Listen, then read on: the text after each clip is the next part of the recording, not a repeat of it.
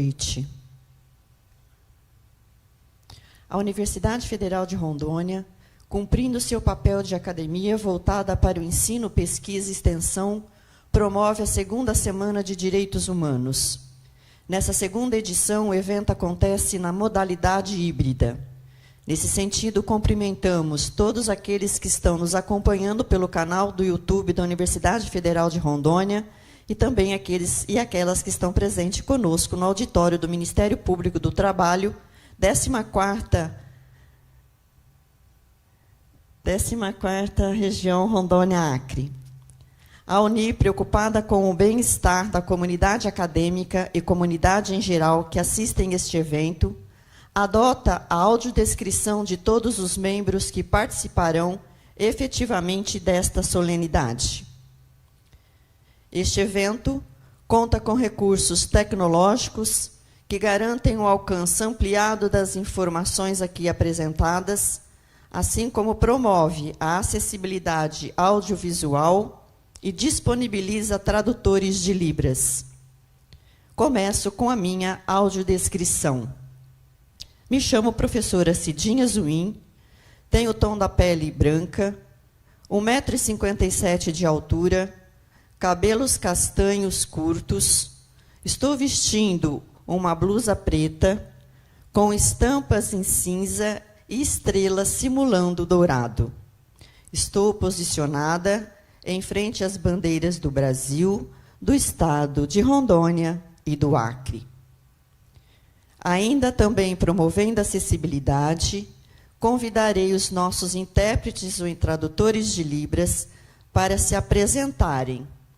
E eles que atuarão nesse dia dirão os seus nomes e se audiodescrevem.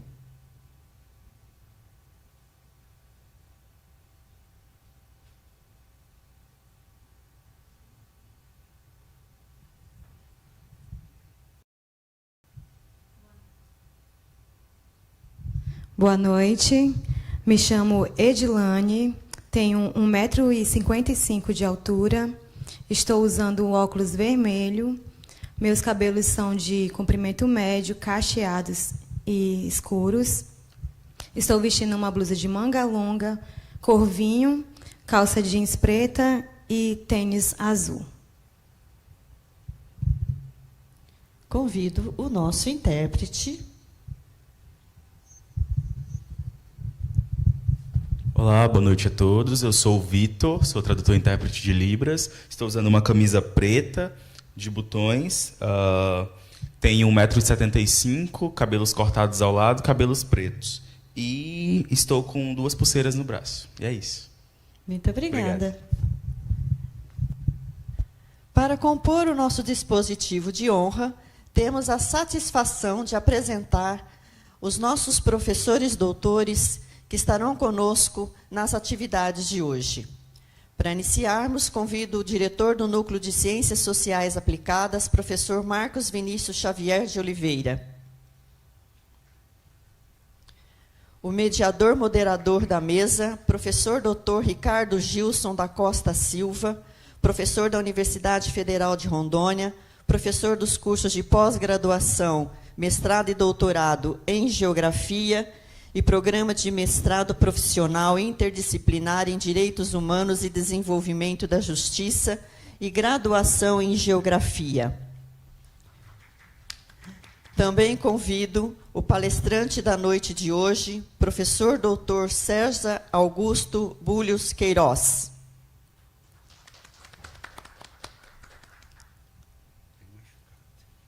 Hoje teremos como tema central da nossa discussão e apresentação na segunda Semana de Direitos Humanos da UNI, Desafios ao Desenvolvimento Sustentável na Amazônia.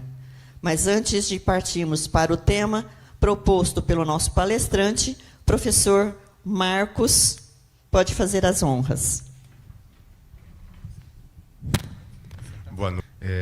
Enquanto eles se assentam, agradeço a participação de todos que estão nos acompanhando pelo canal do YouTube, os que estão aqui presentes. E eu vou fazer, para os nossos palestrantes, nossos participantes, a entrega dos anais da primeira semana de Direitos Humanos da Universidade Federal de Rondônia. É um compromisso que nós tivemos com aquelas pessoas que irão participar da atividade, e sendo convidados, eles terem um exemplar, cada um para eles. Então, professor Ricardo, um exemplar dos nossos anais do ano passado, e professor César, para o senhor também. Foi uma atividade bastante singular, bastante difícil, e espero que ele encontre guarida na leitura de vocês. Eu vou deixar os palestrantes para eles conversarem, se ajustarem, na execução das atividades, e tenham todos uma boa palestra. Importante a todos e todas que estão nos ouvindo e nos acompanhando pelo canal do YouTube da Universidade Federal de Rondônia, a contextualização deste evento. Importante mencionar que a segunda Semana Acadêmica de Direitos Humanos da Universidade Federal de Rondônia tem como tema geral, escolhido por votação dos participantes da edição anterior, Direitos Humanos entre Civilização e Barbárie. Quais os desafios pós-2022? A ideia geral da temática é a de enfrentar e apresentar respostas aos enormes desafios que o último período histórico assolou sobre o país e o mundo, com especial gravidade em razão da pandemia de Covid-19.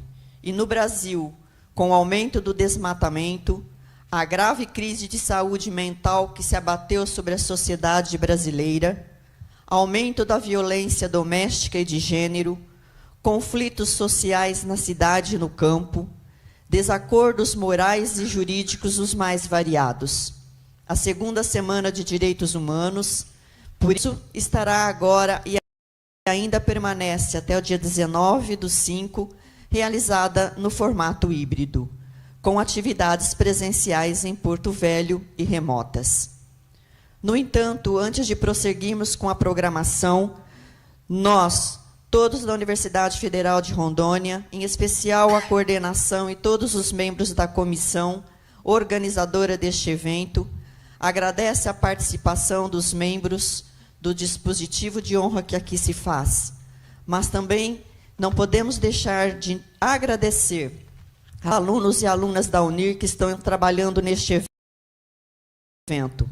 Estão conosco discentes dos cursos de Direito, mestrandos da pós-graduação, mestrado acadêmico em Educação, mestrado profissional interdisciplinar em Direitos Humanos e Desenvolvimento da Justiça e doutorandos do programa Rede Educa Norte, doutorado em Educação na Amazônia. Agradecemos incessantemente a todos os servidores e todos aqueles que nos acolhem no Ministério Público do Trabalho, que não mediram esforços e não estão medindo esforços para que este evento aconteça com êxito até o momento. Na primeira conferência, vale destacar que tivemos a participação de 140 inscritos. No dia de ontem, a palestra contou com 105 participantes inscritos. Esperamos que hoje o evento continue abrilhantado pela presença de todos que estão nos assistindo, como também por aqueles que estão conosco em presença. Seja compartilhando dos conhecimentos dos nossos convidados, seja realizando todas as atividades para o bom funcionamento do evento. A todos e todas, nossos sinceros agradecimentos. Do mesmo modo, agradecemos os servidores da UNIR e agradecemos imensamente a presença dos nossos intérpretes de Libra. Neste momento, vamos apresentar, para dar continuidade ao nosso evento, o professor doutor convidado, que dentro do tema geral Desafios ao Desenvolvimento Sustentável na Amazônia, também traz para nós um importante debate acerca da integração, ocupação e exploração da Amazônia, destacadamente com o tema sobre a utopia autoritária. O professor doutor César Augusto Bulhos Queiroz possui graduação em bacharelado e licenciatura em História pela Pontifícia Universidade Católica do Rio Grande do Sul. Tem mestrado em História pela Universidade Federal do Rio Grande do Sul e também doutorado, e também é professor adjunto da Universidade Federal do Amazonas, UFAM, atuando tanto no Departamento de História quanto no Programa de Pós-Graduação em História. É docente permanente também do Programa de Pós-Graduação da Unifap. Atualmente é coordenador do Laboratório de Estudos sobre História Política e do Trabalho na Amazônia, membro do corpo editorial da Canoa do Tempo, revista do Programa de Pós-Graduação em História da UFAM, da qual é editor dentre os anos 2016 e 2018. Ocupa ainda a função de coordenador do curso de História do Parfor UFAM. Exerceu as funções de coordenador do Programa de Pós-Graduação em História da UFAM, de presidente da Associação Nacional de Pesquisadores de História, foi coordenador do curso de História da UFAM, foi vice-coordenador do Programa de Pós-Graduação de História da UFAM, coordenador nacional de GT Mundos do Trabalho e vice-coordenador do GT Mundos do Trabalho no Amazonas. É líder do Centro de Pesquisa do CNPq, Estudos sobre o Trabalho e Ditadura, e é membro dos grupos Governos Militares na Amazônia, Entre Memórias e Histórias, e História Social da Amazônia. Tem experiência na área de História, com ênfase principalmente em História da Amazônia e do Brasil republicano. Atue incisivamente nos temas História Política, História do Trabalho, Ditadura Militar, Trabalhismo e Populismo.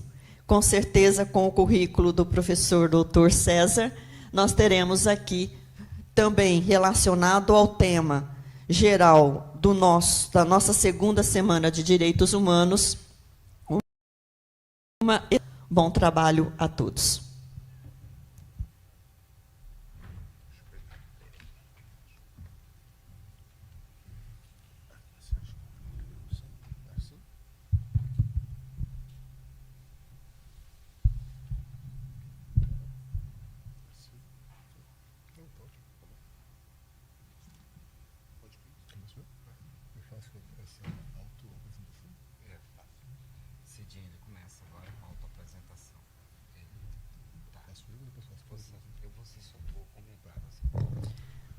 Doutor César, pode ter a palavra. Beleza. É só comunicando, quando precisar de passar os slides, mencionar que estão postos. Perfeito. Muito boa noite a todas, boa noite a todos. Tá. É com muita satisfação que estou novamente aqui, né, em Rondônia.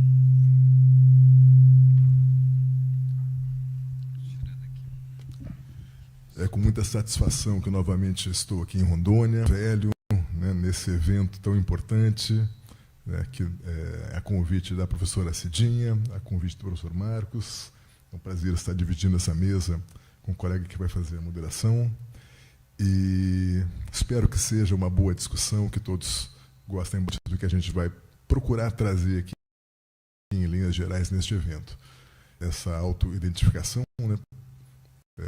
Enfim, eu sou um professor de História, meu nome é César Augusto Queiroz, eu tenho 1,80 m, eu sou calvo, não tenho um fio de cabelo no rosto nem na cabeça.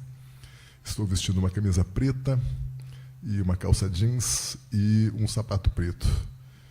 E eu fiz uma cirurgia no braço e estou com um gesso no braço aqui, o braço imobilizado, passando um pouquinho de dificuldade, né, nesses dias que estão vindo. E aí eu inicio minha fala agora?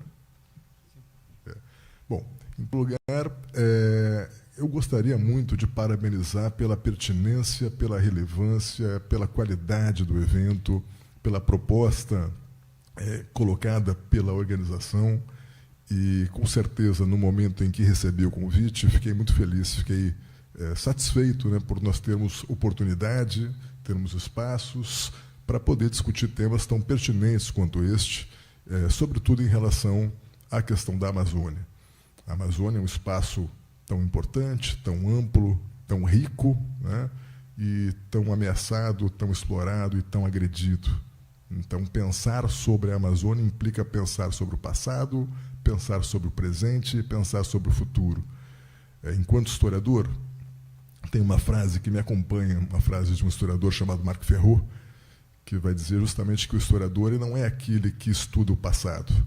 O historiador é aquele que, a partir do passado, busca ferramentas para pensar o presente e propor perspectivas para um futuro, não é? Então, a erudição por si mesma, ela não traz nenhum significado. Ela tem que ter, efetivamente, uma aplicação na prática, né? A universidade, ela precisa, e o Sr. Marcos estava dizendo isso agora há pouco, enquanto estávamos sentados aqui no auditório, a universidade precisa extrapolar os muros, a universidade precisa se desencastelar, a universidade precisa levar o conhecimento que é produzido dentro da universidade para os espaços da comunidade, enxergar as demandas dessa comunidade e responder efetivamente a essas demandas.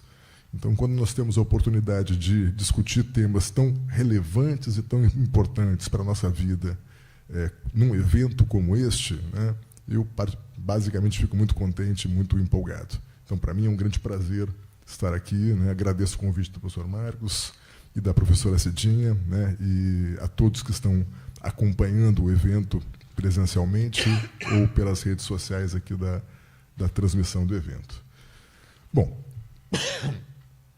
o tema que eu trouxe aqui, a partir do convite que me foi feito, basicamente busca discutir isso que a professora Cidinha vinha colocando na sua introdutória.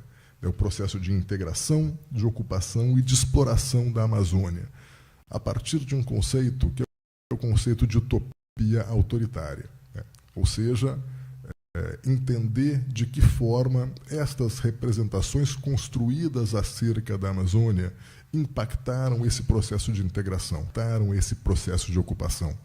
Nesse sentido, o que procuraremos fazer ao longo dessa fala é justamente entender e propor algumas questões referentes à forma como a Amazônia foi pensada ao longo do período republicano, em particular, ao longo dos quais vivemos aqui no Brasil, em especial o período de Vargas e o período da ditadura militar.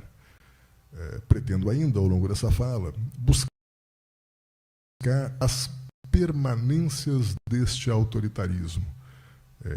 Como estudador, né, a gente mobiliza um conjunto de conceitos, como, por exemplo, o conceito de cultura política.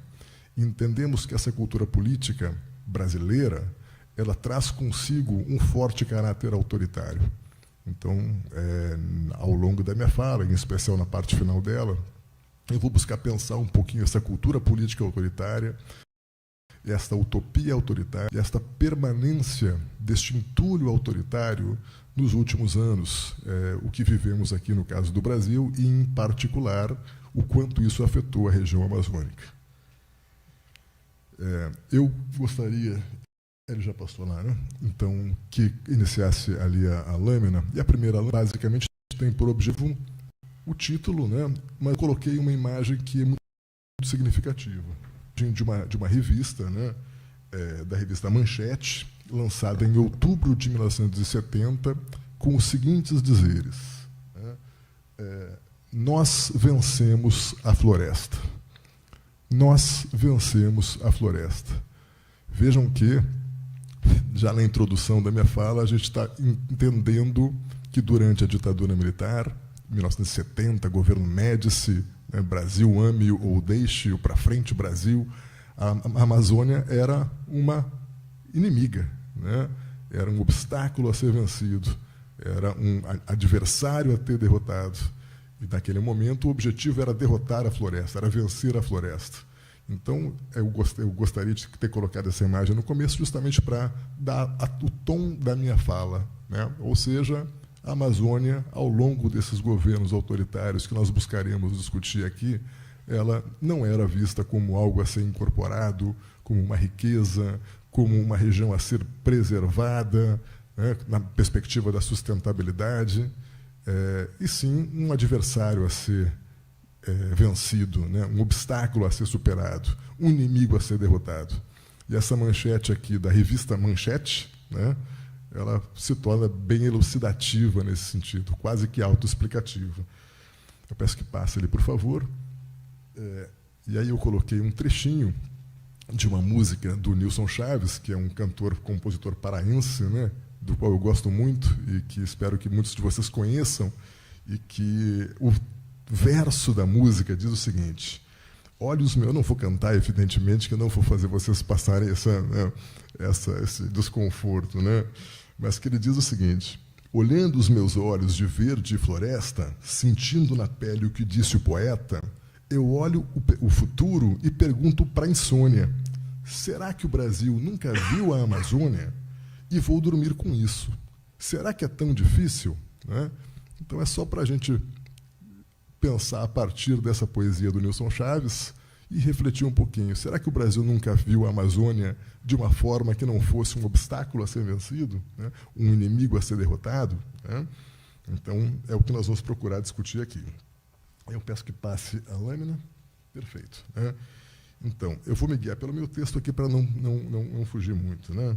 Então, basicamente, neste processo histórico de colonização do Brasil, essas concepções de ocupação da Amazônia sempre estiveram muito presentes. Né? Ou seja, a Amazônia era um obstáculo a ser vencido, um obstáculo ao progresso, era considerado uma região incivilizada e de uma natureza insubmissa, e era uma fronteira a ser ultrapassada. Né? A Amazônia era uma região vista no negativo.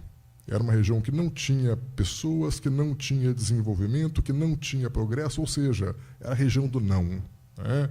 E, a partir daí, este vazio demográfico, esta floresta insubmissa, este inimigo a ser derrotado, né? Ele precisava de intervenção efetiva do Estado.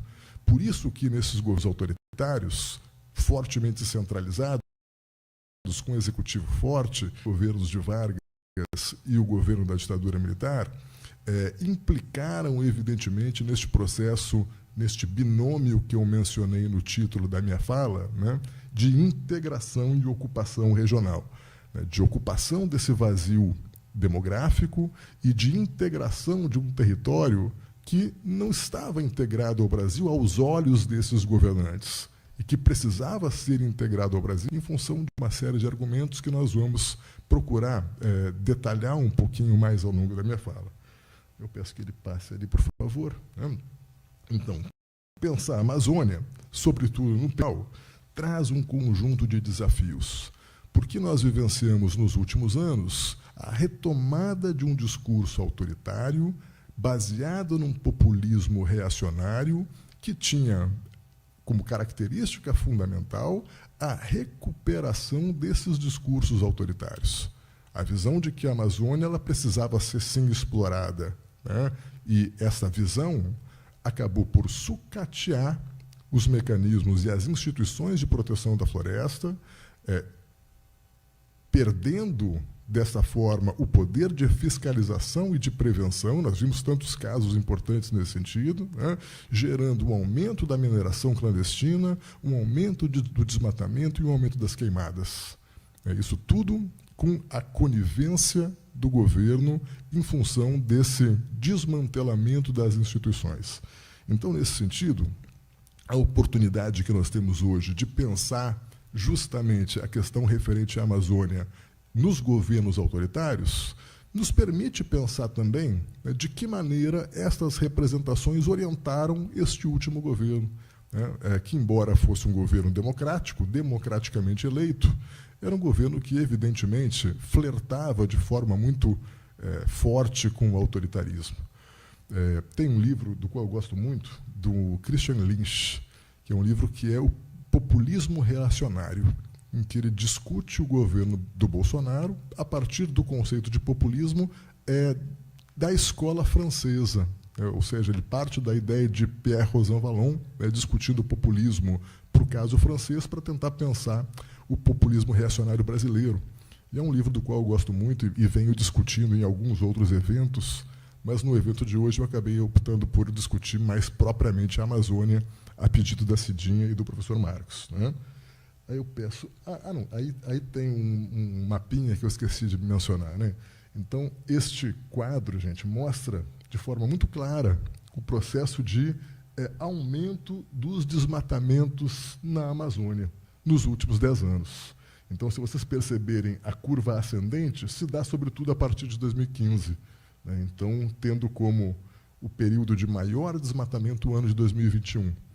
Então, fica evidente que os últimos anos, sobretudo o último quadriênio, foi marcado, evidentemente, por um processo de desmantelamento das instituições e de uma política predatória em relação à Amazônia, né? De uma exploração predatória, tanto na mineração quanto no gado. Né? Então, o gado pegou a Amazônia pelas bordas, né? Para quem vai para o Pará, para quem vai para Rondônia, para quem vai para Mato Grosso, né? Sabe o quanto esse desenvolvimento da pecuária, de uma pecuária extensiva, né? Tem impactado fortemente a região, né? E tem colocado floresta abaixo. Tem um documentário, caso vocês não tenham assistido ainda, eu recomendo que assistam, Sob a Pata da Vaca. É um documentário sensacional que mostra justamente o impacto da pecuária sobre a região amazônica, né?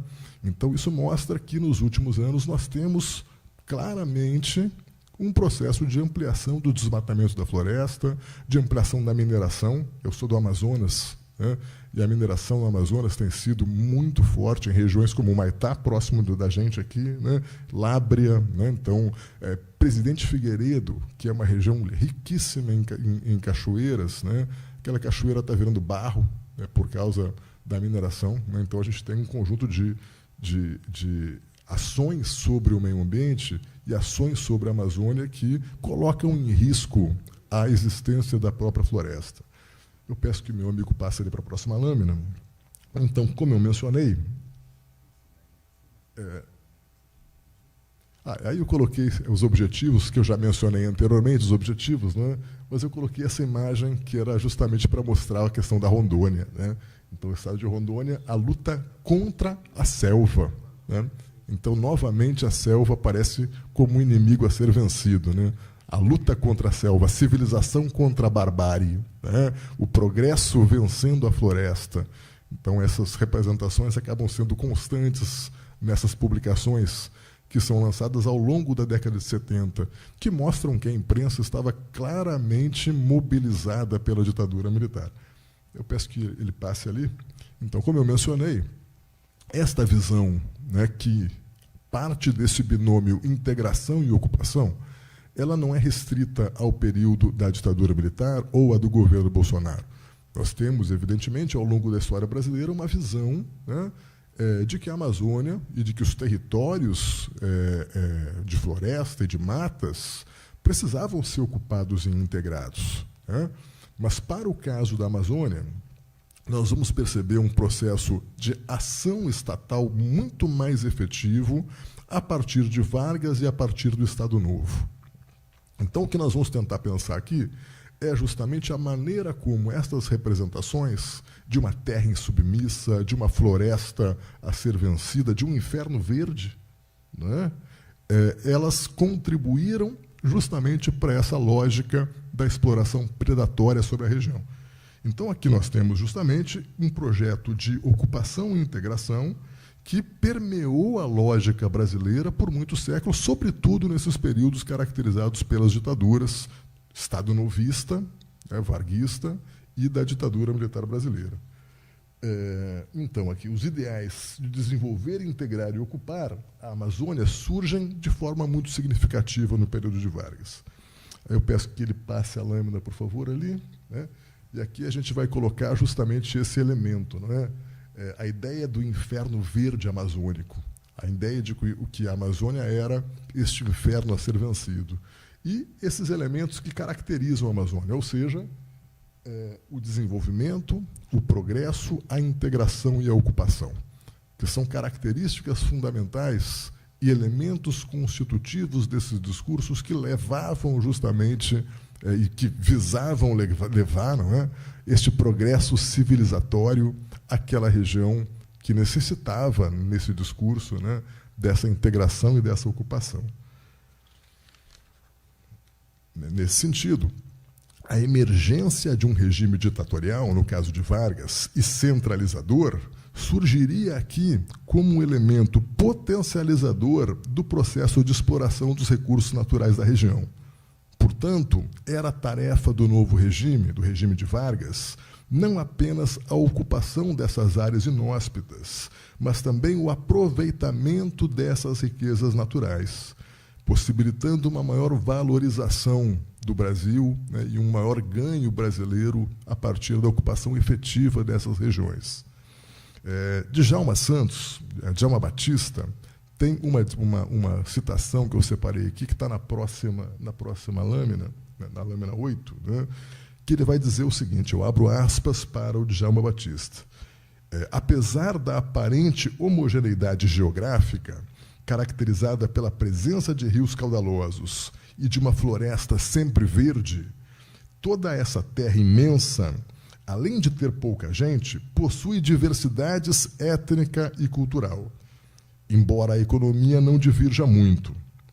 Cada Amazônia tem, entretanto, as suas características próprias. O espaço amazônico, apesar de grande, tem uma distribuição demográfica irregular, de que resulta, apesar de tudo, no final, uma mínima presença do homem. Né? Então, embora Djalma Batista dialogue aqui, destaque justamente esses elementos caracterizados por essa heterogeneidade, essas diversas amazônicas, essas diversas Amazônias, essas diversas regiões com características bastante distintas, por vezes, ele ressalta justamente aquilo que eu já vinha falando anteriormente, que é essa pouca presença do homem. Então, mesmo Djalma Batista já destacava essa ideia de um vazio demográfico, né? E aí nós temos aqui, em 1940, uma visita de Getúlio Vargas, eu peço que meu amigo mude ali, beleza. Uma visita de Getúlio Vargas ao estado do Amazonas, no qual ele vai participar de um banquete, de um discurso que ele vai ministrar no Clube Ideal, que era um clube situado no centro de Manaus, um clube importante, um clube da elite amazonense, e ele vai falar, né, sobre a Amazônia, sobre o projeto de Vargas para a Amazônia, pensando justamente essa integração e essa ocupação, num momento caracterizado fundamentalmente, né, pela crise da economia gomífera e pelas tentativas de recuperação econômica do estado do Amazonas. Vocês veem na imagem, né, o Getúlio Vargas ladeado pelo Álvaro Maia. Álvaro Maia, na ocasião, um interventor, né, de Vargas no estado do Amazonas. Álvaro Maia foi, muito provavelmente, a liderança política mais importante do Amazonas no século XX, tendo governado o estado em 1930, foi o primeiro interventor dentro do estado do Amazonas. Depois retorna em 1935 como governador eleito indiretamente pela Assembleia Legislativa. Depois, em 1937, né, indicado por Vargas como interventor. Depois volta de novo em 1950. Então, nós temos a presença constante de Álvaro Maia na política amazonense. E, nesse momento, ele recebe Vargas no Clube Ideal, a quem dedica um banquete, e Vargas vai procurar mostrar qual era o projeto do Estado Novo, qual era o projeto do regime varguista para a Amazônia. E aí eu separei alguns trechos do discurso do Vargas, que eu gostaria de discutir com vocês, e ler aqui, que ele vai dizer o seguinte: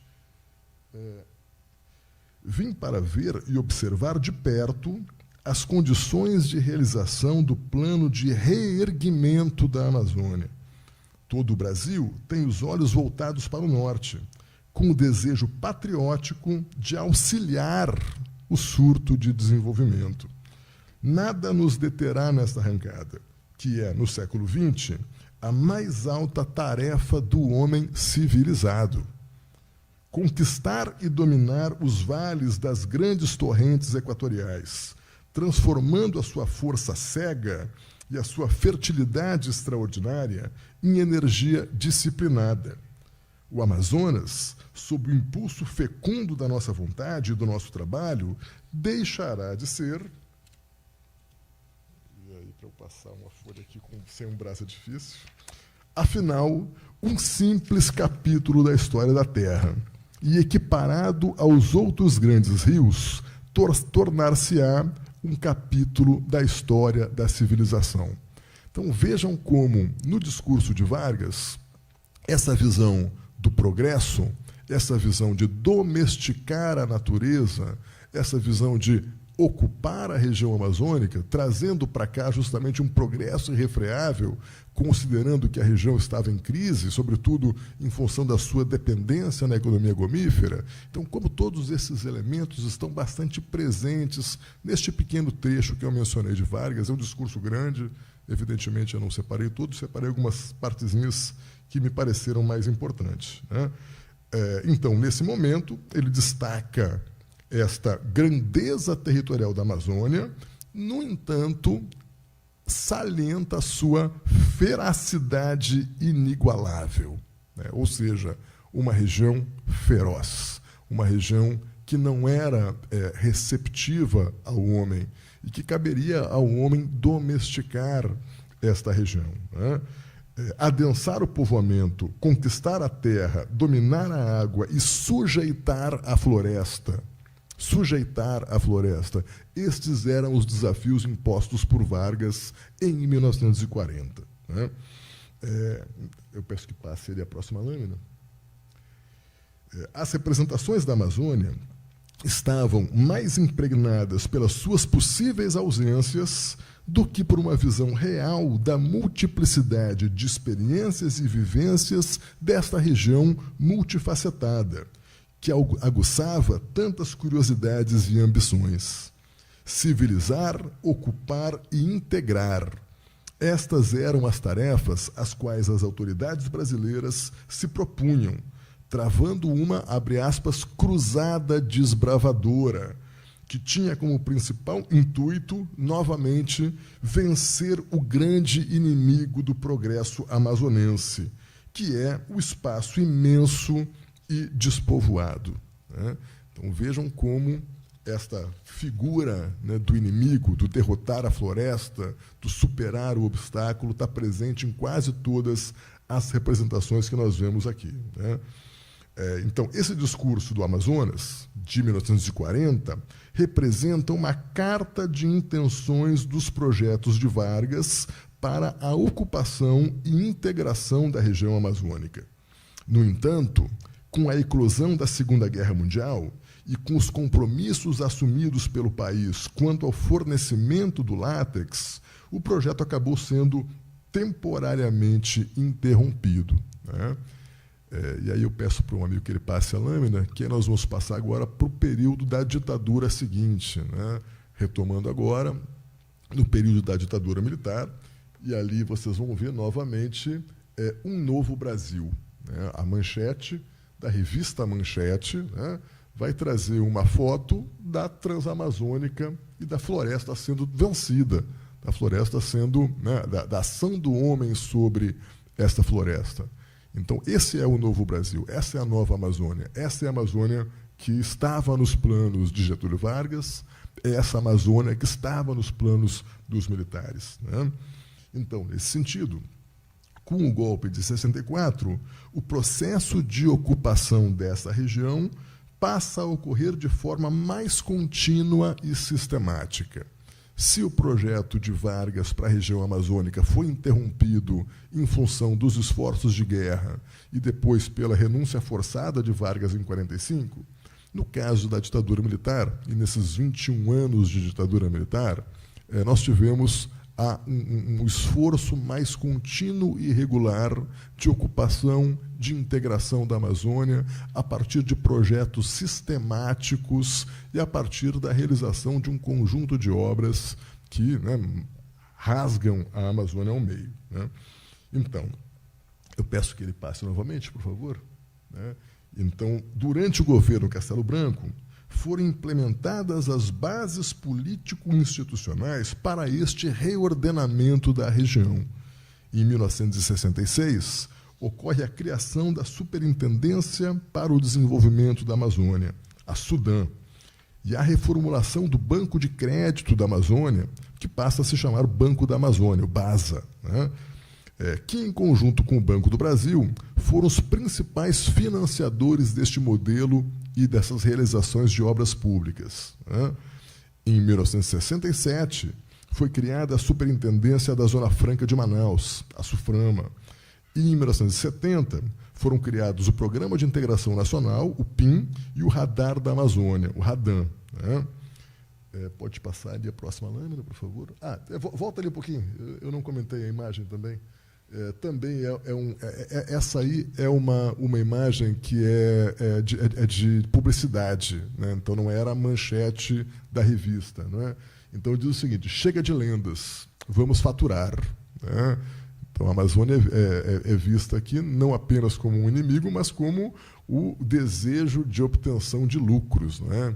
Então, a partir da derrubada da floresta, a partir da transformação do espaço geográfico da região amazônica, a Amazônia era vista a partir daí como uma perspectiva de lucro, né, de riquezas que poderiam ser geradas a partir da sua exploração. Pode passar para mim, por favor? Então, aqui, a implementação desta política pela ditadura militar foi idealizada a partir da lógica da doutrina de segurança nacional, gestada no âmbito da Escola Superior de Guerra, aqui no Brasil, que foi fundada em 1949, né? E a partir da criação da National War School, em 1946, nos Estados Unidos, diversas escolas foram fundadas na América Latina. A mais importante delas vai ser justamente a Escola do Panamá, a Escola das Américas, né, que vai treinar justamente esses militares na lógica da doutrina da segurança nacional.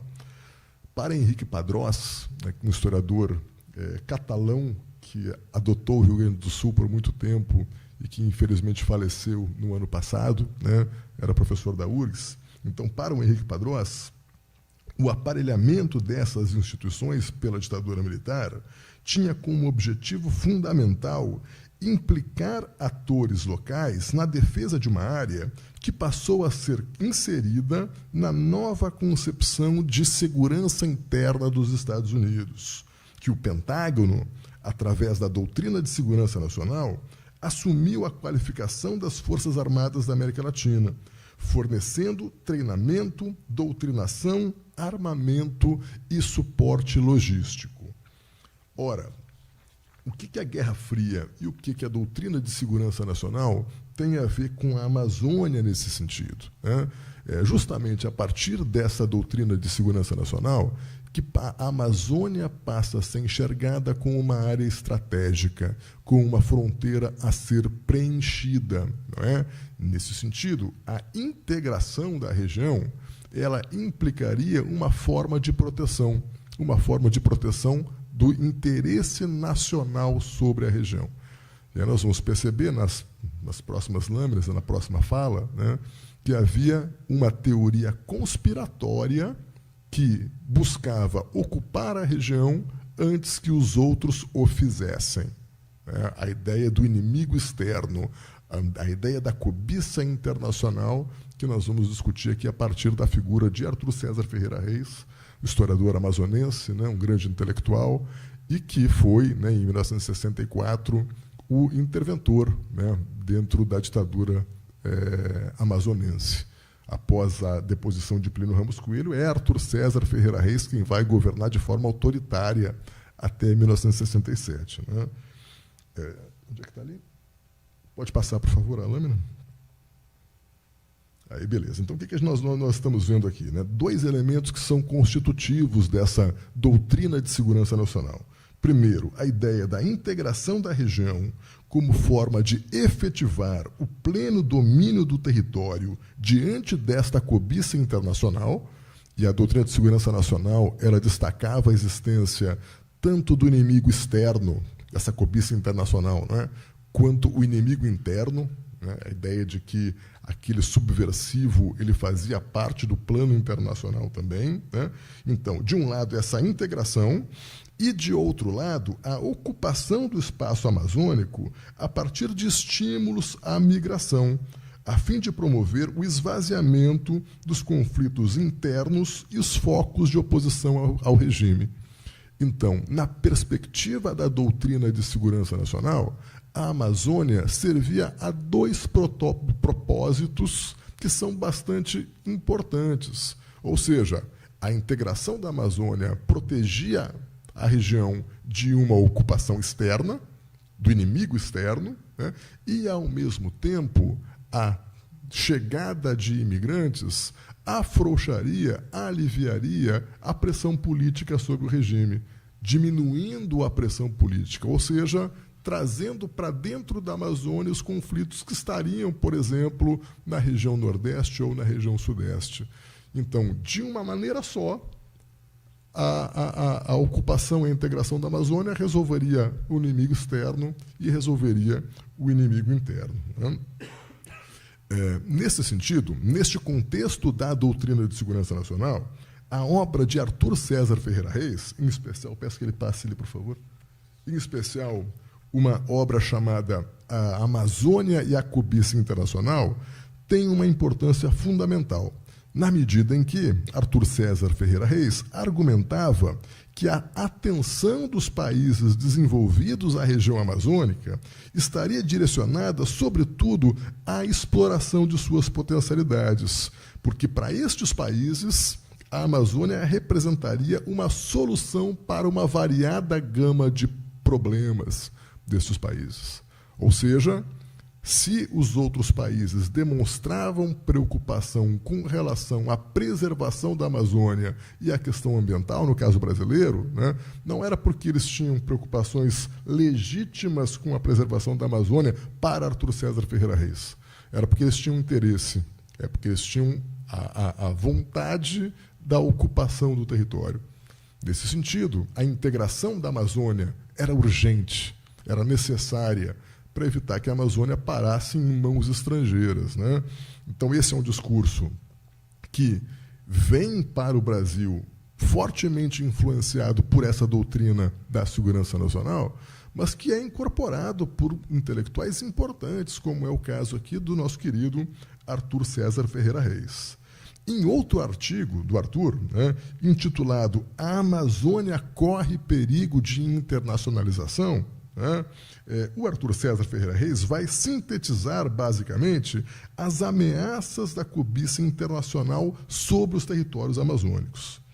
Neste artigo, Arthur Reis expõe o risco que o território nacional sofria em função da cobiça internacional pelas terras amazônicas, afirmando que, abro aspas para o Arthur Reis, que aguçavam os apetites dos povos poderosos, que careciam de matérias-primas para seus parques industriais e de espaço para neles situarem parcelas que carecem de lar e de terra para viver. Então, o próprio Arthur César Ferreira Reis, a partir dessa discussão da cobiça internacional, justifica a necessidade de integração e de ocupação desse território, né? Pode passar para mim mais uma. Ali está a capa do livro, tá? Aí. A Amazônia é uma das capas, tem várias edições. A editora Valer, lá de Manaus, lançou mais recentemente uma nova edição deste livro, né? Um livro clássico, né, para quem trabalha com ditadura militar, para quem trabalha com Arthur César Ferreira Reis, né? Tem um rapaz, o Vinícius Alves do Amaral, ele defendeu uma tese no ano passado, na Federal Fluminense, que ele vai destacar justamente o papel de Arthur César Ferreira Reis como político.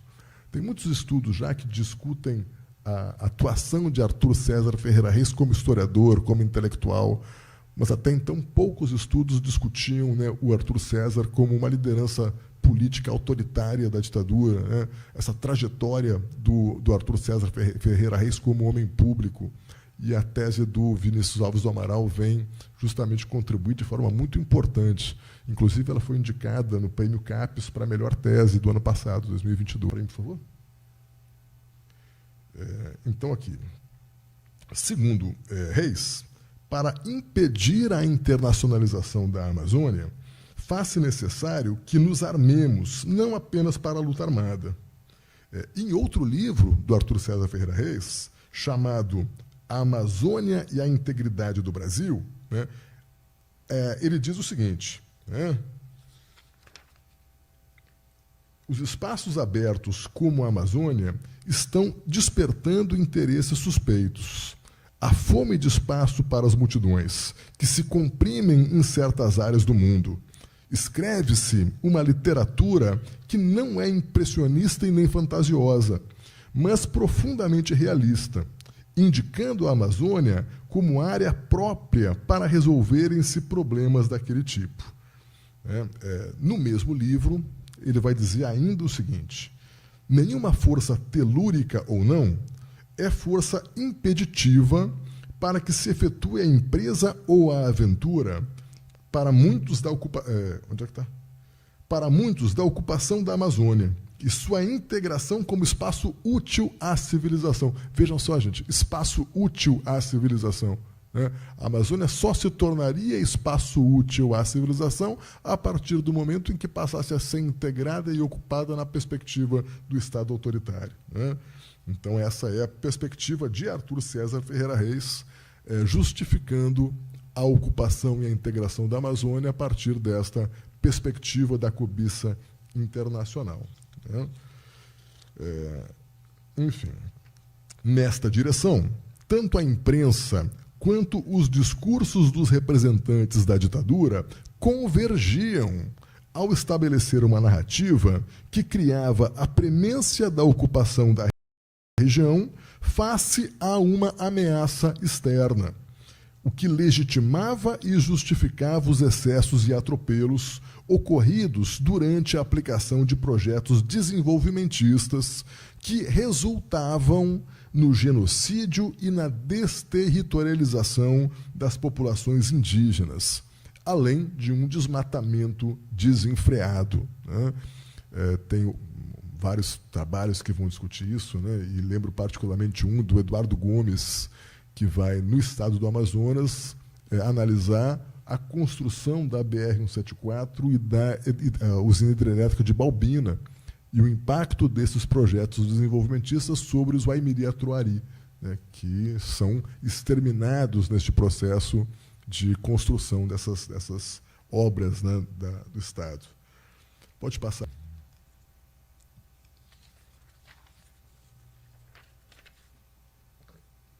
Bom, e entre os planos que nós vimos, destacam-se basicamente o Plano de Integração Nacional e a chamada Operação Amazônia.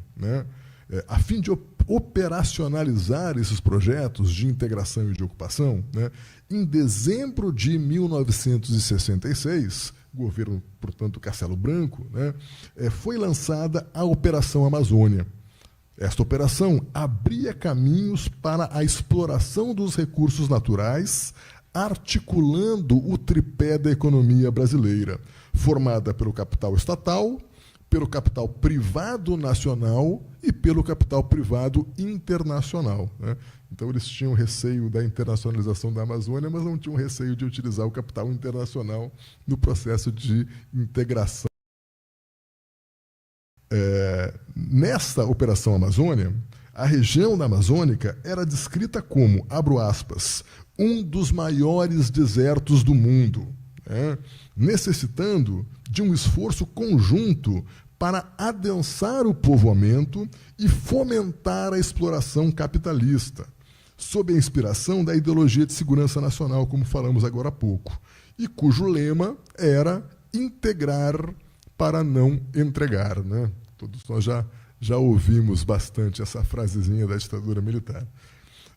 O Plano de Integração Nacional, lançado 4 anos depois, lançado em 1970, ele surge como uma estratégia geopolítica que combinava programas de exploração da infraestrutura, como, por exemplo, a construção de estradas e tudo mais, com um projeto de colonização para o assentamento de nordestinos sem terra na região. Então, nós temos aqui, de um lado, um plano de desenvolvimento da infraestrutura, de uma construção de rede de estradas, e, ao mesmo tempo, a ocupação dessas bordas, a ocupação dessas regiões com a vinda de imigrantes, sobretudo vindos do Nordeste, como eu falei antes, até para promover um afrouxamento daquela pressão política que essas regiões acabavam sempre tendo.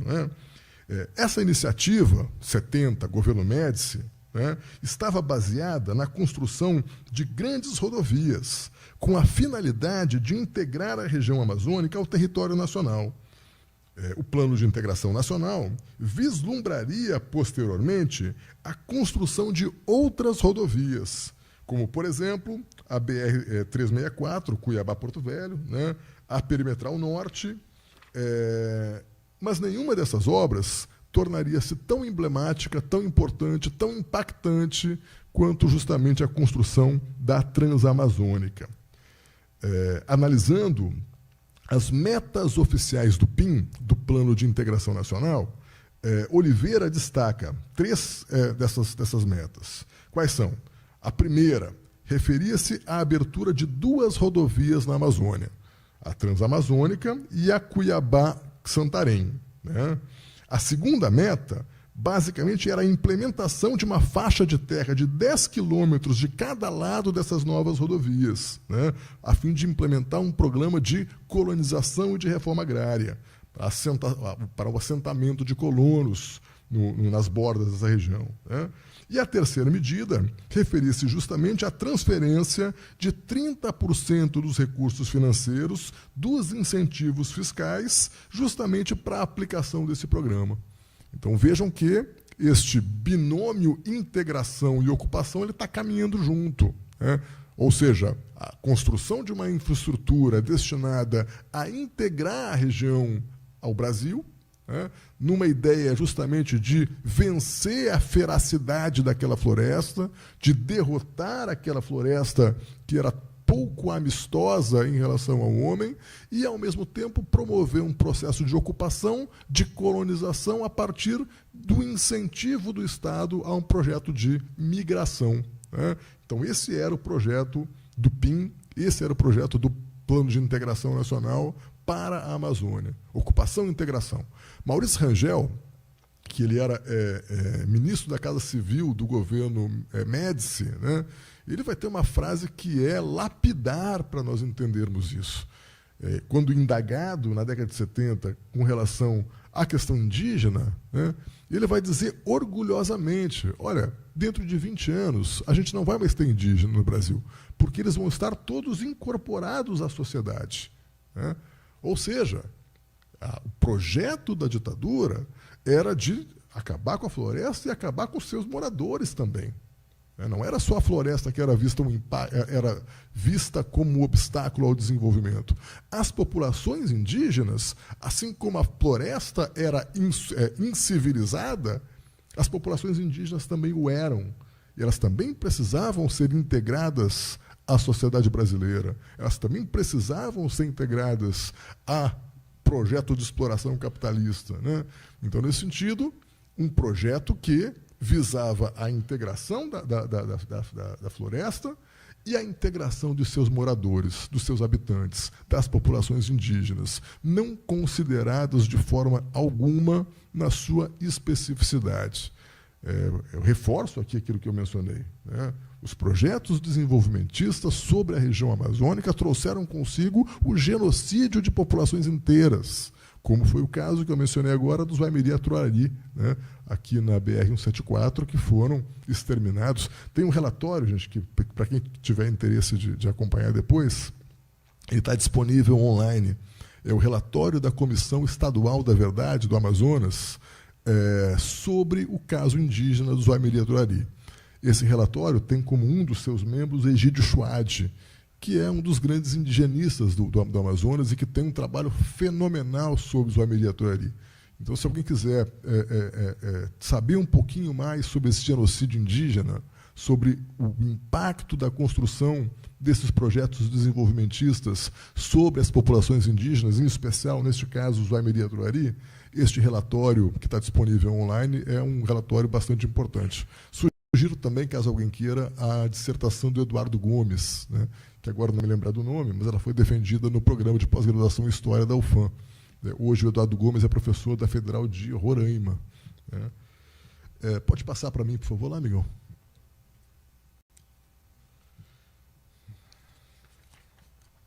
Bom, a partir desta perspectiva que nós tivemos agora, de entender justamente a construção dessas representações que norteavam os planos destes governos autoritários sobre a região amazônica, nós vamos tentar pensar agora justamente nessa ideia de utopia autoritária. O que seria essa utopia autoritária e de que forma essa utopia autoritária influenciava e caracterizava esses governos, né? Então, é fundamental a gente pensar que, neste quadro, há uma relação direta entre a imposição de um projeto de desenvolvimento da ditadura militar, né, e esta utopia autoritária levada a cabo por esses militares. E essa utopia autoritária consistia, basicamente, abre aspas, numa crença de que seria possível eliminar quaisquer formas de dissenso, tendo em vista a inserção do Brasil no campo da democracia ocidental e cristã, né? Como também uma estratégia de desenvolvimento econômico verticalizada, hierarquizada e autoritária, que colocava os interesses do Estado acima dos direitos individuais e que recorria sistematicamente à violação desses direitos a fim de concretizar suas ações de governo, né? Então, um elemento central dessa utopia autoritária é justamente a ideia de que havia uma superioridade dos militares, uma superioridade ética, uma superioridade moral e uma superioridade técnica, né? Os militares não seriam políticos e logo não teriam os vícios dos políticos, então teriam uma superioridade moral, teriam uma superioridade ética. Para além disso, eles possuíam uma formação técnica. Então, eles possuiriam, além desta superioridade ética, uma superioridade no processo do saber fazer. Então, nesse sentido, esses governos, em especial a ditadura militar, tinham essa crença nessa utopia autoritária. Nesse sentido, além disso, nós temos a ideia da eliminação do dissenso, da eliminação de toda aquela oposição ao regime, né?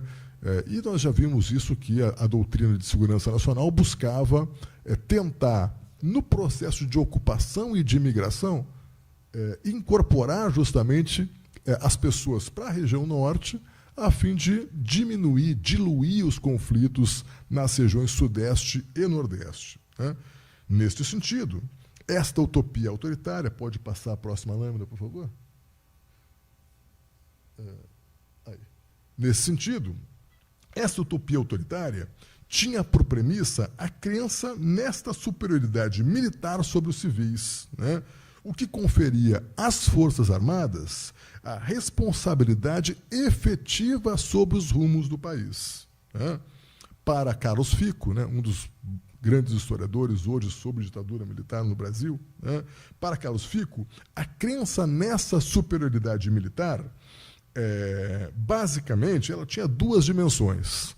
A primeira era um viés saneador e a segunda, uma base pedagógica, né? O viés saneador tem como característica fundamental aquilo que eu mencionei agora há pouco, a eliminação do dissenso. A crença de que seria possível exercer um efetivo controle social, né? A eliminação de qualquer forma de oposição, a erradicação de qualquer forma de crítica, a eliminação de qualquer forma de dissenso. Então, por um lado, essa utopia autoritária tinha a crença nesta base, né, desse viés saneador. E, além do viés saneador, tem uma base pedagógica, que é a base de, por meio da propaganda, por meio da educação, conseguir, né, estabelecer uma cultura ligada a essa base autoritária, né? Então, seria possível, a partir da prática educativa, que partia do pressuposto que a população brasileira era despreparada, não sabia votar e que, portanto, necessitava que fosse dada atenção a essa população. Então, essa crença, né, autoritária e elitista, né, de que o povo não sabe votar e que tem que ser orientado, é bastante comum nesse momento. Pode passar para a minha próxima lâmina, Negão? Recentemente, nós vivemos a retomada destes discursos de integração da Amazônia e de aproveitamento de suas riquezas naturais. Desde as jornadas de junho de 2013, pelo menos, nós verificamos o crescimento de uma onda reacionária e fortemente autoritária, que canalizou um discurso fascista, marcado por ataques à Constituição e aos direitos humanos, pela tentativa de reabilitação da ditadura militar e por ataques agressivos às instituições, como o Congresso Nacional, como o STF. Né? Foi nessa onda reacionária que, durante a eleição de 2018, uma eleição marcada pela forte utilização de fake news, né, houve a eleição de Jair Messias Bolsonaro. Até então, um parlamentar de pouca progressão, de pouca projeção ao longo de toda a sua carreira política e que se notabilizou fundamentalmente pela defesa da ditadura militar e pela apologia à tortura. Sua eleição teve como plano de fundo o reavivamento de um discurso anticomunista, a defesa dos valores da chamada família tradicional e a busca da identificação com a ditadura militar, tida por ele como um período de prosperidade, de segurança e livre da corrupção. Para a Amazônia, caso que particularmente nos interessa aqui, verificou-se a retomada desse discurso integracionista e desenvolvimentista, onde os órgãos de fiscalização foram sucateados e destinados a fim de promover a ocupação da região e o desenvolvimento do agronegócio e da mineração, com reiterados chamamentos para a ocupação da região, sobretudo na exploração de nióbio, da mineração, né, do agronegócio e da pecuária. Buscando compreender as ações e discursos deste governo, a partir da discussão até aqui apresentada, indicaremos aqui algumas características que remetem à ideologia de uma utopia autoritária e que estão presentes nas falas, posturas e atitudes dos recentes governantes. Considerando o espaço que ainda dispomos, nos propusemos apenas a destacar 2 elementos, embora a gente vá tocar em alguns outros aqui. Como destacado no começo deste tópico, é elemento constituinte da utopia autoritária a crença na superioridade técnica e moral dos militares, a quem caberia um certo compromisso ético e moral de efetivar o saneamento social do país.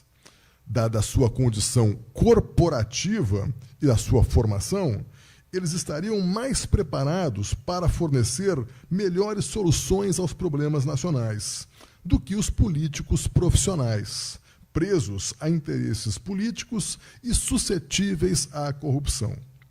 E verifica-se, portanto, a maciça presença de militares em postos-chave do antigo governo, que é certamente um sinal de permanência de elementos relacionados a esta utopia autoritária, o que aponta para um possível agravamento da ameaça à democracia e às instituições.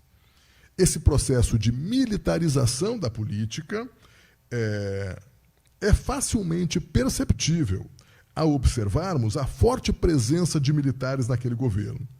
9 pastas ministeriais eram ocupadas por militares ao longo do ano de 2022. Além disso, neste mesmo ano, os postos de comando de diretorias importantes, como, por exemplo, Petrobras, Eletrobras, Correios, Infraero, Casa da Moeda, EBSER, né, todas elas estavam nas mãos de membros das Forças Armadas.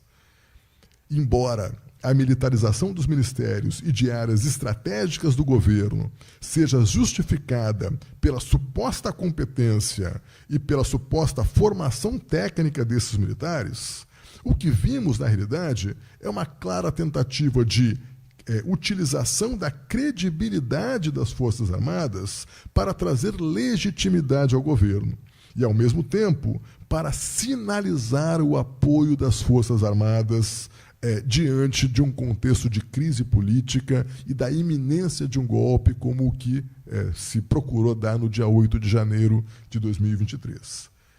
No que diz respeito às posturas deste governo em relação à Amazônia, percebe-se a retomada de um discurso conspiracionista, da ameaça externa, né, desta cobiça internacional, né, a partir da qual seria necessário ocupar os espaços amazônicos na tentativa de justificar uma ocupação que atendia aos interesses do agronegócio, da pecuária e da mineração.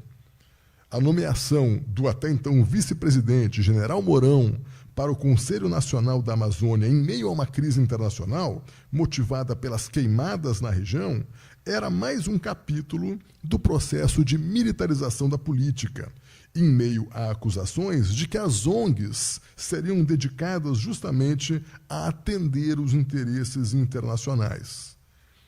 Os argumentos conspiratórios de internacionalização da Amazônia serviam como pretexto para a ocupação, para a promoção de uma ocupação desordenada e predatória dos espaços amazônicos e para o afrouxamento dos mecanismos de proteção ambiental. Às vésperas da reunião do G20, o general Augusto Heleno, então chefe do Gabinete de Segurança Institucional do governo, afirmou o seguinte, abro aspas, a estratégia de preservar o meio ambiente do Brasil para mais tarde outros países explorarem. Está cheio de ONG por trás deles. As ONGs, sabidamente, estão a serviço de governos estrangeiros. Isso disse o general Augusto Heleno, né, em 2022, às vésperas da reunião do G20. Né? Perfeito, obrigado. Outros elementos, eu estou finalizando aqui, né, outros elementos que caracterizam este governo, né, e que podem justamente dar a entender mecanismos relacionados a essa utopia autoritária, né, eu não vou poder aprofundar um pouquinho aqui, fica evidentemente para uma outra ocasião, mas eu gostaria de mencionar os que estão aqui, inclusive, na nossa lâmina. Então, basicamente, primeiro, a existência de um discurso baseado... A existência de um discurso baseado na noção de segurança nacional,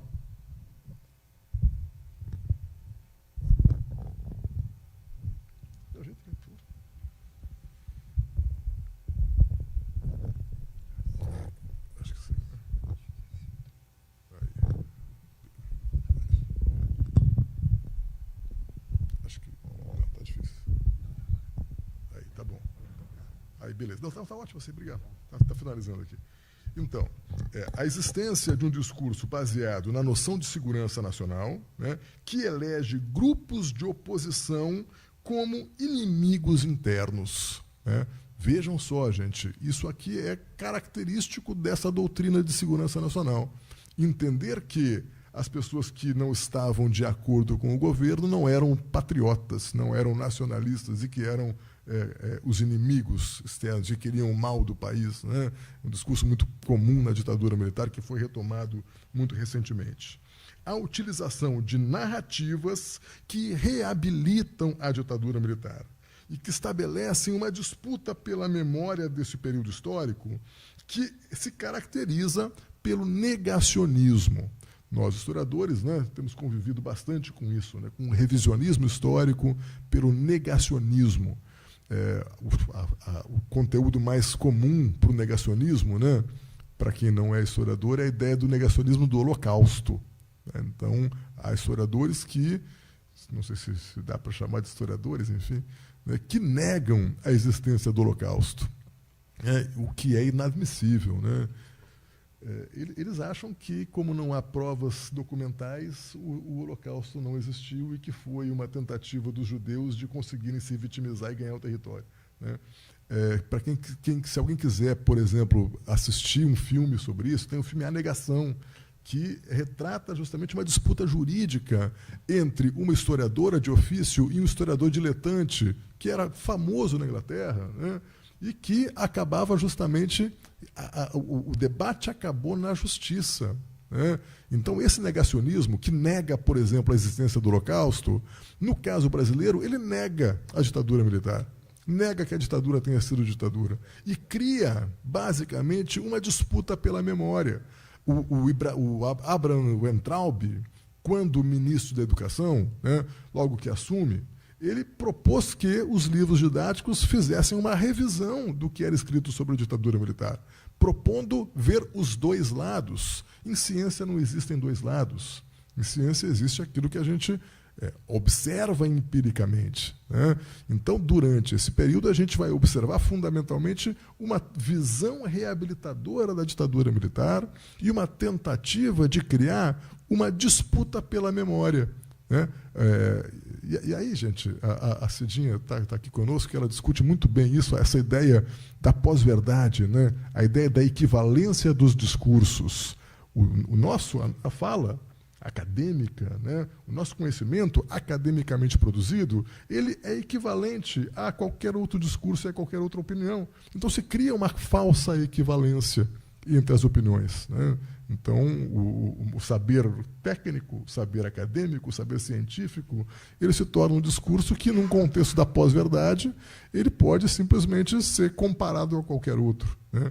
E nós estamos hoje em meio a um debate importante sobre a regulamentação das redes sociais e pelo processo de tentativa de eliminação das fake news, né? Que é legítimo e que, às vezes, é discutido como se fosse uma forma de censura, né? Eu estou proibindo o outro de mentir logo, né? Enfim, muito doido isso. Bom, continuando aqui, outro elemento que caracteriza esse governo são as tentativas frequentes de estabelecer mecanismos de controle sobre o executivo e sobre o legislativo. Ou seja, constantes disputas entre os poderes na tentativa de estabelecer uma supremacia do executivo sobre os seus pares, sobre o legislativo e sobre o judiciário, né? Essa ideia do populismo como uma forma de democracia autoritária é interessante para nós pensarmos isso. Porque o que foi tentado? A mobilização da base popular como forma de constranger, de coibir, né, de coagir os poderes, né? A ameaça de invasão ao STF, por exemplo, né? É uma tentativa de coerção, é uma tentativa de submeter um poder à vontade do outro, né? Então, isso foi frequente nesses últimos 4 anos. A tentativa de acabar com os mecanismos de freio contra freio, de peso e contrapeso, né? Seguindo aqui.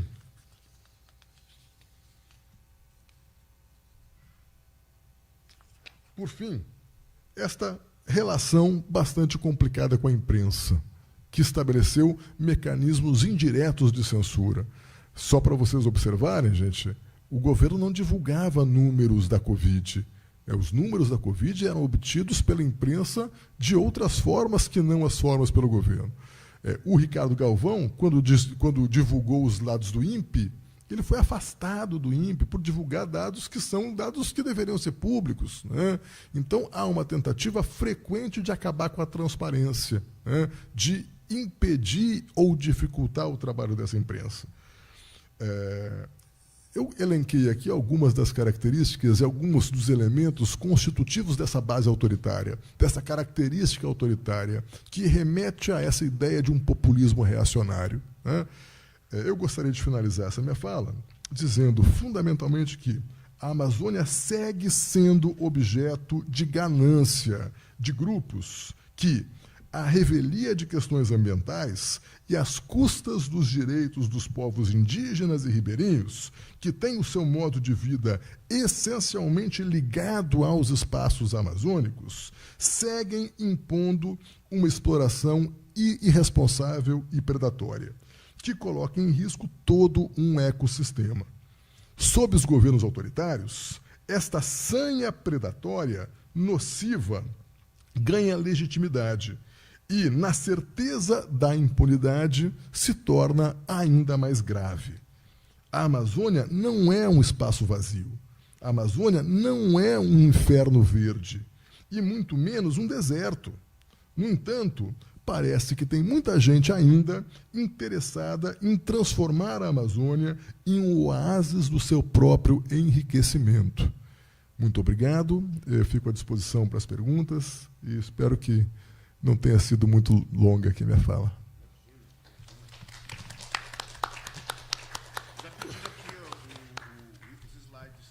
Ah, beleza. A Cidinha tem lá, a Cidinha pode depois encaminhar? Bom, muito boa noite a todos e a todas. Eu sou o professor Ricardo Gil, sou membro de Geografia aqui da Uni e colega professor do Programa de Direitos Humanos e Desenvolvimento da Justiça e do Programa de Pós-Graduação em Geografia. Cabe a mim fazer um comentário, uma análise geral, uma síntese da explanação do professor César Augusto Queiroz, que é historiador e do Programa de Pós-Graduação em História da UFAM. Eu, recentemente, em Manaus, conversando com um morador comum no prédio onde eu ficava lá, ele falou da estrada da BR-174 e narrou que ele era, na época, era soldado do Exército, como foram esses conflitos. E ele narra, assim, com muito detalhe, assim, do contato e da violência contra os indígenas. Bom, o que nós podemos pensar a Amazônia no presente, na contemporaneidade? Então, observar a fala do professor, a explanação, eu anotei aqui, fiz uma síntese de palavras-chave, né? Então, a ideia de ocupação e integração, que vai, de modo geral, formular, ser a base do conceito que o professor trabalhou de utopia autoritária, ela é algo permanente. Desde Vargas, né, que tem aquele belo discurso do Rio Amazonas, acho que salvo engano em 41, que vai se concretizar na ditadura militar. E aí você foi muito feliz que o perigo de internacionalização, contraditoriamente, ou dentro da lógica de acumulação do capital, os militares tão nacionalistas foram os primeiros que fizeram a internacionalização, associando todos os grandes projetos às grandes empresas internacionais. Então, na historiografia, na década de 60 e em diante, nós vamos conhecer os grandes projetos e as companies tal, que são formas urbanas servidas grandes mineradora. Eu recentemente estive em Porto Trombeta, que fica no município de Oriximiná, que é uma company tal da mineradora MRN que exporta bauxita. Então, você passeando no rio, esqueci o nome do rio, ali em Oriximiná, o rio, falha a memória. Grandes navios, né, transportando bauxita, né? Então, a modernização é essa ideia de ocupação, mas uma integração que nunca foi econômica, né? Visitando, por exemplo, os quilombolas lá do Porto Trombeta, é impressionante como transformaram uma comunidade extrativista em mera força de trabalho de uma grande empresa. Ali é um exemplo de projetos, e é importante a gente textualizar, porque isso foi na década de 70. Hoje, esse discurso de ocupação, de integração para com os indígenas está muito presente, de abrir, por exemplo, as terras indígenas, a exploração agropecuária, o manejo florestal, a exploração mineral. Então, é um processo que se fortaleceu no governo passado. Eu espero que esse freie esse processo, mas a ideia de ocupação e de dominação, né? Do outro polo,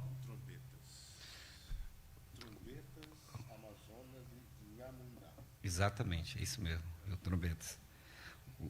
E a lógica hoje, nesse processo, continua de ocupação e integração, de modo a subsumir a natureza, os recursos naturais e os povos amazônicos. Então, hoje, o campo das ciências sociais aplicadas e do direito está discutindo direito à natureza. Porque essa lógica, no Brasil, de crescimento e, portanto, de invasão das economias neo-extrativas, que traduz-se em expansão da mineração, expansão energética, exploração florestal, né, soja e milho e expansão da pecuária. Todas essas economias, além do mercado de terra, todas essas economias neo-extrativas, elas vão confrontar, né, com limite institucional criado no Brasil, que são ordenamentos territoriais. Então, eu costumo dizer para os alunos de Geografia Agrária, que o ministro aula, olha, o capital quer pular a floresta agora, quer pular a cerca, que chegou, é o caso de Rondônia. Então, esse deslocamento da fronteira das economias neo-extrativistas, que tem na mineração muito forte, está pressionando, por exemplo, a terra indígena Uruauau, do qual a Neidinha e a equipe da Canidé foram vítimas ontem, salvo engano, na região do Burareiro, que é um projeto de assentamento. E quem está fazendo isso? Os mineradores. Inclusive, tem proposta de fragmentação da terra indígena Uruauau por causa da mineração. Então, essa lógica que nós podemos, historicamente, trazer a partir do discurso do Varba, ela se atualiza hoje. E o governo do Jair Bolsonaro, os militares, fizeram esse papel. Agora, só que a sua superioridade ética e moral e técnica não foi comprovada. A técnica, a gestão dos militares em termos de preservação da Amazônia foi uma desgraça e levou ao genocídio dos Yanomamis, que ele tem que responder, o ex-presidente, no Supremo, na justiça que fizeram ali. É um absurdo um país com toda a estrutura legal, com todas as instituições acontecer o que aconteceu com os Yanomami, mas também pode se reproduzir aqui com os Uruauau, ou com os Caritianos, ou com os Caripuna, aqui em Rondônia. A questão também moral da superioridade, eu acho que se teve uma instituição que saiu muito fragilizada nesse processo, foram as Forças Armadas, né? E isso, a historiografia, como todas as ciências sociais, é importante nós pensarmos esses desafios institucionais. Ainda na Amazônia, quando você coloca essa experiência de democracia autoritária, que é uma contradição conceitual, mas é importante, porque ela é uma realidade factual, né? No caso da Amazônia, essas novas invasões, integração e ocupação, ela está muito hoje cristalizada no conceito de agro. E aqui a mídia rondoniense, de modo geral, as instituições, têm uma visão do agronegócio quase que messiânica. E essa visão é justamente para esconder os malefícios que essa economia neoextrativa faz à população. Desde o número de câncer, como Vilhena, uma das cidades que tem mais câncer, ou Sinop. Sinop tem 150 mil habitantes, gente, ali no Mato Grosso. Tem 2 hospitais de câncer. Aqui em Rondônia vão construir mais 2 hospitais de câncer. O impacto ambiental, as ondas de invasões sucessivas nas áreas protegidas, veja, e essa é uma coisa importante a se refletir. Na década de 60 e 70 não havia ordenamento territorial, não tinha grandes áreas protegidas. Então iam se ocupando mesmo e construindo as fazendas, as cidades, os assentamentos, era isso. Mas nos últimos 30 anos, não. Qualquer local que você ande na Amazônia, com uma máquina, um smartphone, você tira uma foto georreferenciada. Sabe se ali é área protegida ou não. Então, a ideia do agro, ela vai, na perspectiva do crescimento econômico, vai tensionar o que a Constituição de 88 garantiu aos povos tradicionais e aos povos amazônicos, que é o território. Por isso que está em debate, e aí é um desafio, por exemplo, importante para o Departamento de Direito, né, e os outros programas também, discutir o marco temporal. Porque será a nova rodada de desterritorialização, né, e de genocídio patrocinado pelo setor que se acha mais avançado na economia brasileira, que é o agronegócio e o setor de mineração. E nós, da universidade, nós temos que pautar esse debate. É função nossa abrir esse debate para mostrar essas nuances de ideia de ocupação, de integração, de crescimento econômico, que se dá nesse processo de democracia autoritária, né? De modo que há uma utopia na Amazônia mesmo, e eu encerro aqui, uma utopia autoritária no sentido de ser uma perspectiva econômica linear, que não consegue perceber o pluralismo e a diversidade social que tem na região, e isso é uma oportunidade histórica. Nós temos a oportunidade histórica de ter uma sociedade urbana, né, e termos a condição histórica de convivermos com povos e comunidades tradicionais que não vivem a socialidade do capital e nem da propriedade privada. Então, a ideia de reduzir áreas protegidas é transformar a terra pública, que serve à proteção ambiental também, em propriedade capitalista.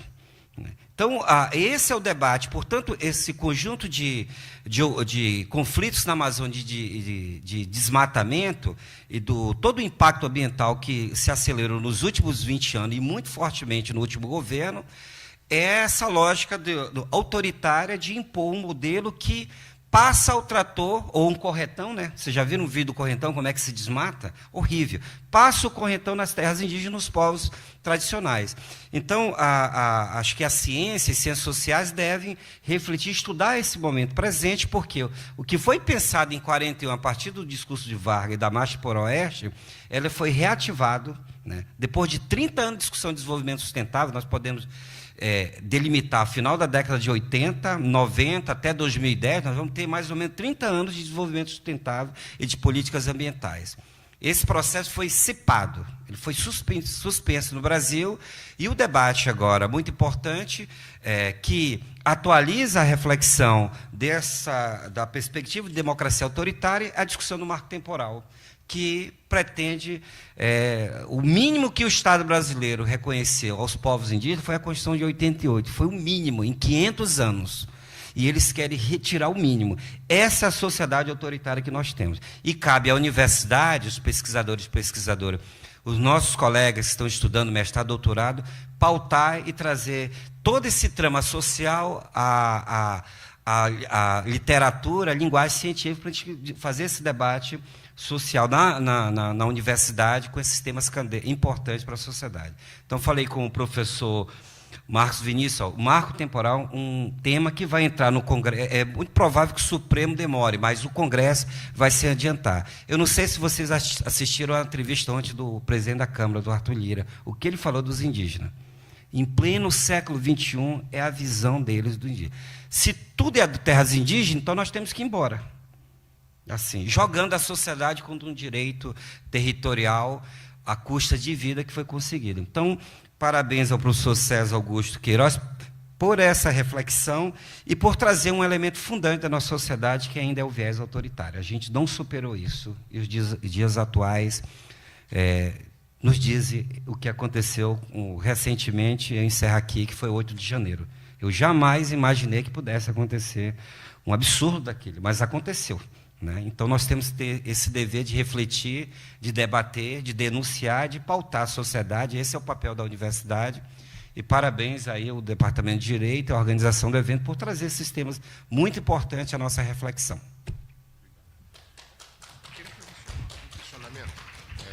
Os dois falaram sobre o autoritarismo. Será que nós veríamos Manaus ser transformado num laboratório de céu aberto para a contaminação do coronavírus no ápice da pandemia, com negação de acesso ao oxigênio, aquelas cenas que acho que quem viu aquilo pela televisão, aquilo grudou nas retinas de uma forma insuportável, e também nós veríamos o genocídio indígena praticado na região dos Yanomamis, verdadeiro genocídio mesmo. Hoje em dia, quanto mais você sabe o que aconteceu, será que nós não vimos a repetição de tudo aquilo que nós já tínhamos visto antes? Na década de 60 e 70, a ocupação da Amazônia, os genocídios silenciosos, a morte do homem, do índio do buraco, ali na região de Vilhena, que toda a tribo dele havia sido extinta. Então, assim, não é o momento de nós darmos o nome correto àquilo que aconteceu. Foi genocídio, que não foi... o que se cometeu contra a população de Manaus não foi genocídio, foi crime contra a humanidade.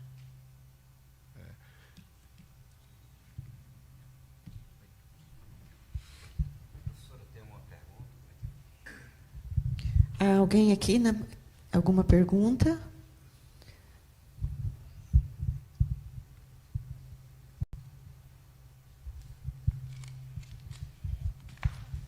Boa noite.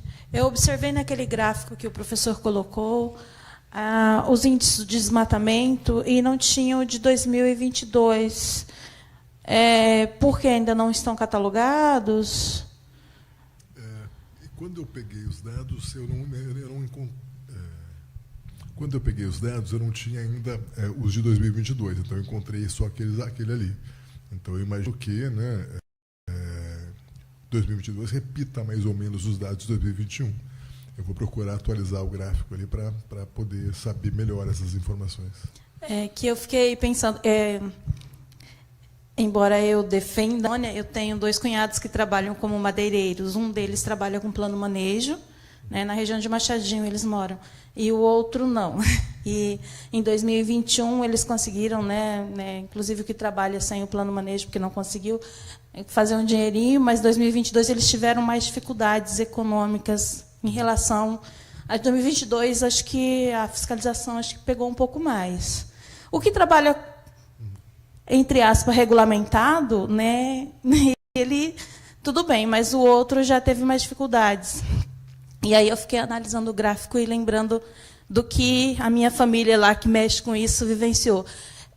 Uma outra coisa, uma vez lecionando, desculpe, sou professora de História, claro, não tenho nem como chegar perto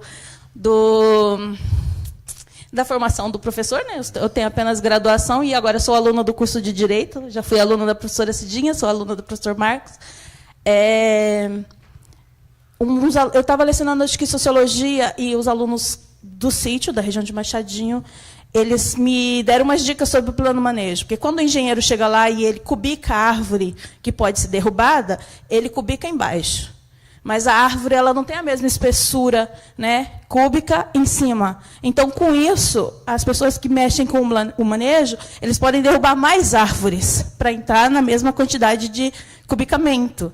E eu acho que isso é uma falha do sistema, ou já é feito para ser falho, que isso faz com que eles consigam tirar mais madeiras do que deveria, porque as árvores que podem ser derrubadas têm toda um estudo, não pode ser árvore que tem animais que se alimentam, que tem frutos para animais, tem que ter o cúbico certo, tem uma série de quesitos.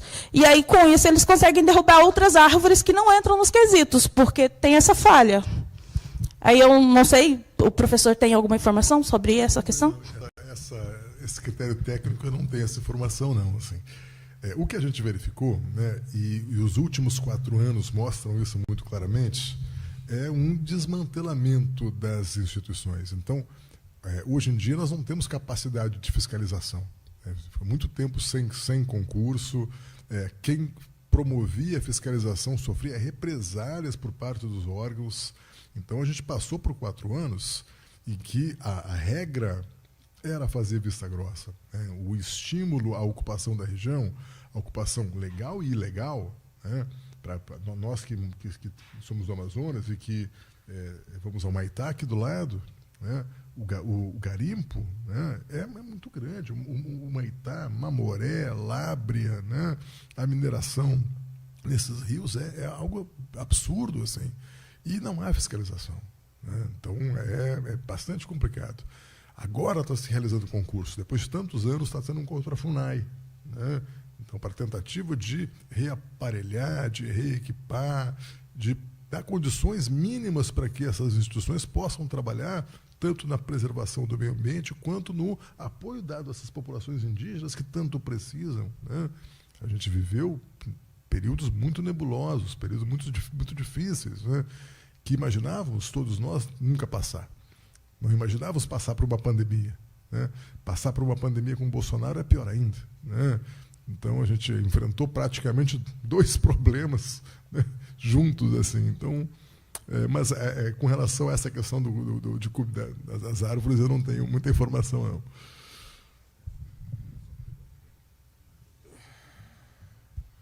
Mais alguém?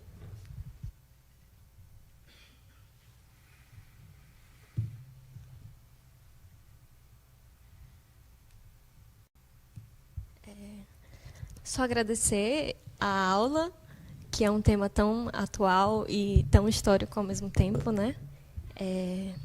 No chat do YouTube tiveram vários elogios.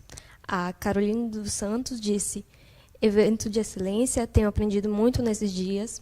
A Rosa Vilela falou: mais uma grande exposição, parabéns e obrigada aos envolvidos para que esse evento esteja acontecendo. Loreni Ribeiro falou: excelente tema. E Giovanni Trindade Cavalcante elogiou a temática. Obrigado.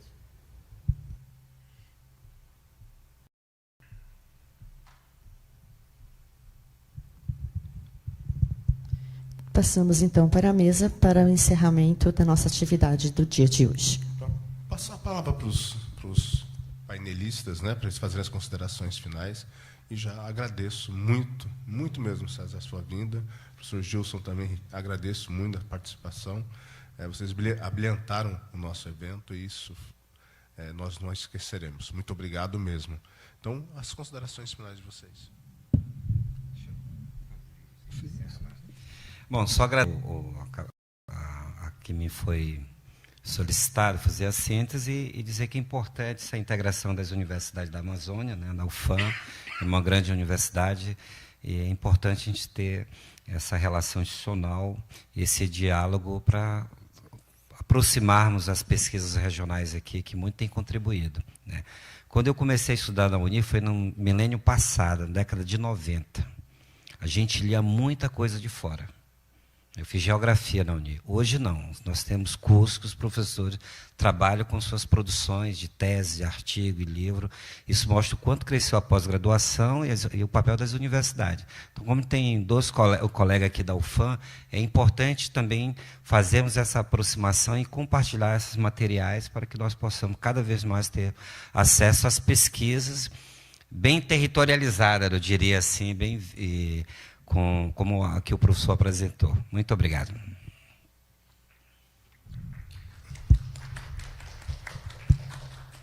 Bom, em primeiro lugar, eu gostaria de novamente agradecer o convite, né, a professora Cidinha, ao professor Marcos, dizer que para mim é sempre um prazer muito grande estar aqui. Eu venho com frequência aqui a Porto Velho, porque nós temos uma turma de par fora em Humaitá, e aí eu venho para aqui, aí às vezes tomo um vinho com a professora Cidinha, né? E aí viajo para Humaitá e assim fico nessa brincadeira. E fico muito feliz toda vez que venho, né? Eu gosto muito de viajar, gosto muito da Amazônia, né? Eu sou um gaúcho que acolheu a Amazônia de coração, moro em Manaus há 10 anos e sempre que posso eu gosto de viajar para o interior e de fazer essas atividades. Então, para mim, é um privilégio poder estar aqui nesse evento, que é um evento de excelência, como algum das pessoas do chat falou, né? É um evento que permite que a gente possa discutir questões relacionadas a direitos humanos, questões que afligem e afligiram o nosso país de forma tão severa, né? E pensar um pouquinho, não apenas aquilo que eu mencionei, né? Pensar o passado para compreender o presente, para entender saídas para um futuro um pouquinho melhor do que esse que nós vivemos, para que a gente possa ter esperança, né? Para que a gente possa entender que a universidade é um espaço privilegiado e que é um espaço que tem que ser cuidado, né? Com zelo, com dedicação, né? Não pode ser sucateado, não pode ser contingenciado, não pode ter uma universidade que não tenha dinheiro para consertar aparelho de ar-condicionado, que é o que acontece na nossa universidade e em tantas outras Brasil afora, né? Então a gente precisa que a universidade seja tratada com carinho pelos governos, por este e pelos outros que vierem, né? A ciência ela precisa de apoio, precisa de incentivo, né? E a gente espera que a gente possa retomar, com importância, né, com carinho, o trabalho que a gente faz com tanta dedicação e com tanto afinco. É um prazer estar aqui com o professor Gilson, né, dividir essa mesa com ele, né, prazer conhecê-lo. E eu tenho certeza assim, que esse vai ser um momento de tantos outros que a gente vai poder pensar a Amazônia, pensar os nossos estados, pensar as nossas proximidades e as nossas especificidades, né? E agradeço a paciência de todos e todas com a minha fala. Espero que tenha sido possível, né, agregar e contribuir para a discussão e para o evento. Muito obrigado, uma boa noite a todas e boa noite a todos.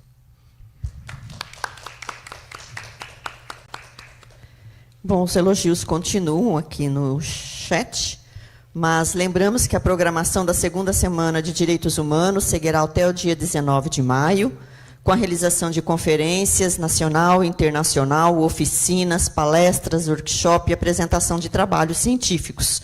Então, todos ainda estejam convidados para terminar a semana. E lembrando algo que foi retomado pelo professor Gilson e que nós temos incisivamente discutido no âmbito da Universidade Federal de Rondônia, a necessidade também de que nós, aqui na Amazônia, sejamos os nossos produtores de conhecimento, para que nós não tenhamos ou pelo menos ouvimos dizer que não somos produtores de conhecimento da Amazônia, deixamos nossos espaços para outros colegas.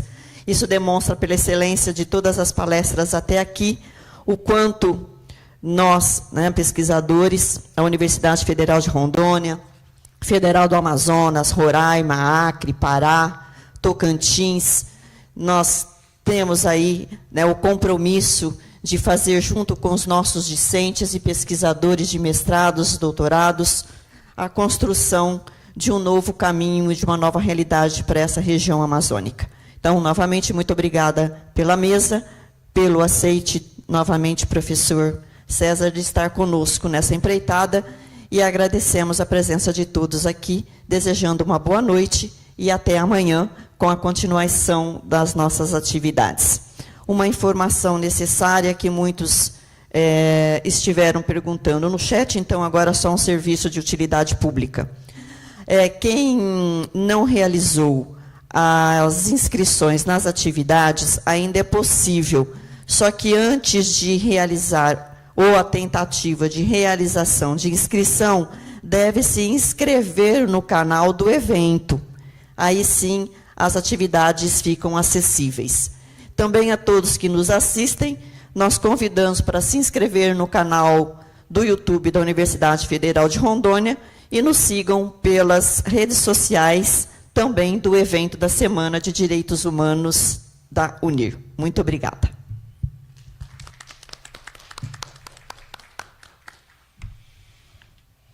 Sigamos. Obrigado. Obrigado. Abraço. Foi um prazerzão conhecer.